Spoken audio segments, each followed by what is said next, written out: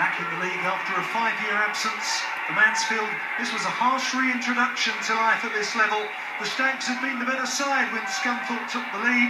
Matty Sparrow scoring on his return to Glanford Park. Scunny made it 2 before half-time. Sam Winnell got to the through ball before goalkeeper Alan Marriott. The finish was a formality. Simply put, Scunthorpe made the most of their chances. The same couldn't be said of Mansfield, who missed plenty. Matt Reed was one of several players who went close. Not even a late penalty could get the Stags on the score sheet. Eddie Nolan handled a cross from Sam Clucas to give away a needless spot kick. What's worse is that it was the defender's second yellow card offence. Scunthorpe finished the game with 10 men. They kept the clean sheet though. Louis Briscoe put the penalty into the crowd as Scunthorpe made the better start to life in League Two.